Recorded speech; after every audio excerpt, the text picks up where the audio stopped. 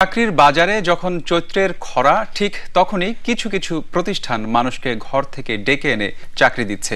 অভিজ্ঞতা না থাকলেও তাদেরকে প্রশিক্ষণের মাধ্যমে চাকরি দিচ্ছে ওইসব প্রতিষ্ঠান। বেকারদের জন্য এমন সুসংবাদ দুঃসংবাদে পরিণত হয় বিভিন্ন মাধ্যমে তাদের দেয়া বিজ্ঞাপনের ফাঁদে পা দিলেই। বেকারত্বের অভিশাপের সুযোগ নিয়ে ওইসব প্রতিষ্ঠান চাকরি প্রত্যাশীদের কাছ থেকে হাতিয়ে নিচ্ছে কষ্টে অর্জিত অর্থ। কোথাও আবার মেয়েদের বিপদে ফেলে সম্মানও নষ্ট করা হচ্ছে। রিপোর্ট করছেন ইলিয়াস হোসেন।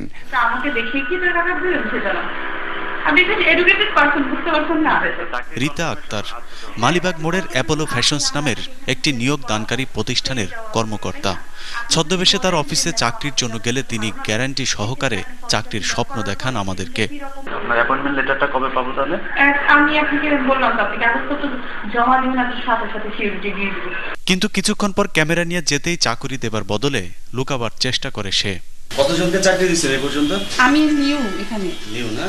মতিঝিল, মালিবাগ, পল্টন এলাকা জুড়ে এ ধরনের বেশ কয়েকটি প্রতিষ্ঠান রয়েছে যারা ভুয়া বিজ্ঞাপন দিয়ে মানুষকে ঠকাচ্ছে দিনের পর দিন। ইন্টারভিউ চলছে নাকি?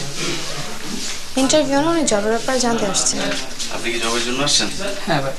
কোথায় আপনাদের বাইনাস কোথায়?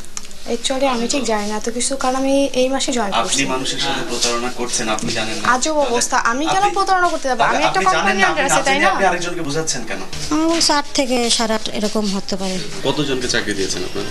এই তো প্রথম আমাদের দিছে, সার্কুলার দিছে, এটা লোকজন আসতেছে না, এটা প্রথম সার্কুলার দিছে, কালকে দিছে। এই সার্কুলারটা হয়েছে অনেকদিন আগে, আগামী সপ্তাহে, ঠিক আছে। চাকরির বাজার পত্রিকাতে আছে, তার মানে বৃহস্পতিবার আগে দিছে, অনেকদিন আগে দিছে। মিথ্যা কথা বলেন কেন?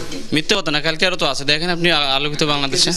ঠিক আছে, চলছে আপনাদের এই ব্যবসাটা? এটা তো সাপ্তাহিকই দিছে। আচ্ছা ঠিক আছে, এখন কতজনকে দিয়েছেন এই পর্যন্ত চাকরি? লোকজন আসতেছে, কথা বলতেছে, স্যাররা কথা বলতেছে। গার্মেন্টসে। কোন গার্মেন্টসে দেবেন? তা তো বলতে পারলাম না। বিভিন্ন লোকের কাছ থেকে টাকা নেয়, চাকরির প্রলোভন দেখায়, কিন্তু পরে আর টাকা চাকরি আর দেয় না।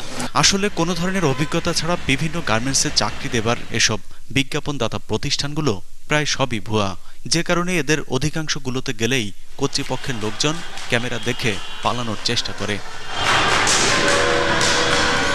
কোনো ভুয়া প্রতিষ্ঠানে গিয়ে দেখা যায় চাকরি নিতে আসা প্রতারিত প্রার্থীরা ক্ষেপে উঠেছেন কর্তৃপক্ষের বিরুদ্ধে। শেষ পর্যন্ত ওই প্রতিষ্ঠানের জিএম বাথরুমে গিয়ে পালিয়েও রক্ষা পায়নি। সবশেষে তাকে নিয়ে থানা হেফাজতে দিয়ে আসা হয়। মূলত প্রশিক্ষণের মাধ্যমে চাকরি, ছাত্রছাত্রীদের অগ্রাধিকার, থাকা খাওয়ার সুব্যবস্থা ইত্যাদি সুযোগ সুবিধা দেয়া সস্তা চাকরির বিজ্ঞাপনগুলোই ঠকবাজ জালিয়াতকারী প্রতিষ্ঠান। ভুলে গেলে চলবে না সস্তার 3 অবস্থা।